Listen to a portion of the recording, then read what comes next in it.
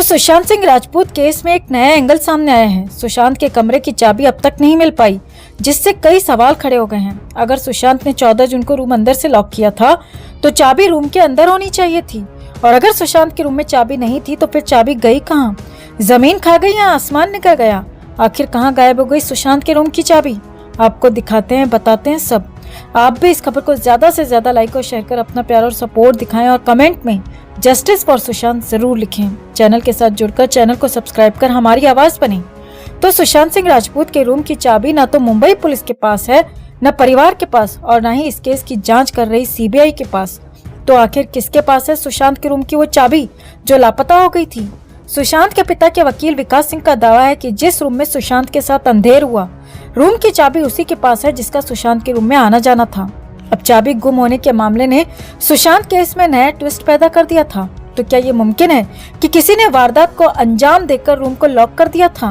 उनका सुसाइड हुआ था, उसका एक्सेस किसी को था जिसकी चाबी अब अवेलेबल नहीं। सुशांत की बहन मीतू सिंह ने जो बयान मुंबई पुलिस को दर्ज कराया था, उसमें लिखा गया है कि सुशांत कभी रूम लॉक करके नहीं सोते थे। 14 जून को सुबह 10:30 बजे मैंने सुशांत को फोन किया, लेकिन उन्होंने मेरा फोन नहीं उठाया। इसलिए मैंने सिद्धार्थ पिठानी को फोन किया, जो सुशांत के साथ रह रहे थे। सिद्धार्थ ने बताया कि कुक ने सुशांत को नारियल पानी और अनार जूस दिया है और वो सो रहे हैं। सिद्धार्थ ने यह भी कहा कि उन्होंने सुशांत का दरवाजा खटखटाया था, लेकिन दरवाजा अंदर से बंद था। सिद्धार्थ की ये बात सुनकर मैंने सिद्धार्थ से कहा कि सुशांत कभी भी दरवाजा अंदर से बंद नहीं करते, वो एक बार फिर से दरवाजा खटखटाए और सुशांत से कहें कि मैंने उन्हें फोन किया था। कुछ देर बाद सिद्धार्थ का फोन मेरे पास दोबारा आया और उन्होंने बताया कि वो सुशांत का दरवाजा कई बार खटखटा चुके हैं, लेकिन सुशांत ने दरवाजा नहीं खोला। अब वो चाबी वाले को बुलाने जा रहे हैं। मीतू सिंह ही नहीं बल्कि सुशांत के पूर्व असिस्टेंट अंकित आचार्य, जो सुशांत के साथ लगभग 3 साल रह चुके हैं, उनका भी दावा यही है दोस्तों कि सुशांत कभी अपना कमरा बंद नहीं रखते थे। रूम कभी लॉक करके सोते नहीं थे, वो रूम लॉक करके कभी सोते नहीं। वो मेरा मानना, हम जानते हैं उनको, 3 साल से मैं काम कर रहा हूँ, रूम लॉक करके कभी सोते नहीं थे। ऐसे में सवाल उठता है कि जब सुशांत हमेशा रूम अनलॉक रखते थे तो उनका रूम अंदर से लॉक कैसे हो गया था? 14 जून को सुशांत के घर में उनके अलावा सिद्धार्थ पिठानी, दीपेश सावंत, केशव और कुक नीरज मौजूद थे, और सिद्धार्थ पिठानी की माने तो उसके पास रूम की चाबी नहीं थी। हम ऊपर गए, बहुत कोशिश करा दरवाज़ा खोलने की, चाबी ढूंढने की कोशिश किया। Unfortunately we did not get a key to the room. Then we got help from online, like where they key maker होते हैं ना, तो I search for key maker online. The first result what I got, मैंने उनको तुरंत phone करके बुला लिया। वो 20 मिनट में पापी पिठानी ने मोबाइल में सर्च करके रफीक चाबी वाले का नंबर निकाला था और उसे घर बुलाया था। और अब रफीक की जुबान सुनिए कि आगे क्या हुआ था। हाँ, उन्होंने 1:05 में मुझे कॉल किया था। 1:25 बजे तक मैं पहुंच गया था वहाँ पे। मेरे को पहुंचने में 20-25 मिनट 15-20 मिनट लगा था। 15-20 मिनट और काम करने में 15 मिनट, लॉक खोलने में। वो मतलब हाफ एन आवर के अंदर मैंने वो लॉक खोल दिया था। जैसे मैंने लॉक खोला तो बस उन्होंने मेरे को मेरा सामान लेके जाने के लिए कहा। रफीक तो ताला तोड़कर चला गया दोस्तों, लेकिन इसके बाद सिद्धार्थ, दीपेश और नीरज ने रूम खोला और अंदर क्या हुआ या क्या हो चुका था, ये सवाल आज तक बना हुआ है। इस घटना के बाद घर में सुशांत की बहन मीतू सिंह और पुलिस आई, लेकिन किसी का भी ध्यान इस तरफ नहीं गया कि सुशांत की रूम की चाबी कहाँ है। ऐसे में अब सवाल ये उठता है कि परिवार के मुताबिक जब सुशांत कमरा बंद नहीं करते थे तो रूम लॉक कैसे हुआ? अगर सुशांत ने रूम लॉक किया था तो रूम की चाबी अंदर होनी चाहिए थी। रूम का दरवाजा तोड़ने के बाद जांच अधिकारियों को वो चाबी अंदर क्यों नहीं मिली? अगर चाबी नहीं मिली तो क्या किसी ने उसे गायब कर दिया था? सुशांत का फ्लैट काफी महंगा और लग्जूरियस था। ऐसे में क्या सुशांत के रूम की केवल एक ही चाबी थी? या फिर ऐसा तो नहीं कि किसी ने पहले सुशांत के रूम में इस वारदात को अंजाम दिया और फिर रूम को लॉक करके चाबी अपने साथ ले गया? ये सभी सवाल और इन सभी सवालों के साथ वकील विकास सिंह का चाबी को लेकर दिया गया बयान ये सोचने पर मजबूर करता है कि आखिर चाबी गई तो गई कहाँ? आखिर क्यों 3.5 साल बाद भी इस बात का खुलासा नहीं हो पाया? मुंबई पुलिस ने तो खैर पूरा केस ही दबाने की कोशिश की थी, मगर सीबीआई भी क्यों अब तक चुप है? क्यों इसको लेकर कोई भी अपडेट अब तक नहीं दिया जा रहा? आपको क्या लगता है दोस्तों? इसे लेकर आप भी अपनी बात, अपनी राय कमेंट में जरूर रखें, और वीडियो को ज्यादा से ज्यादा लाइक और शेयर कर अपना प्यार और सपोर्ट भी जरूर दिखाएं। एक मौत, एक कमरा, एक गर्लफ्रेंड, एक परिवार और अनगिनत सवाल।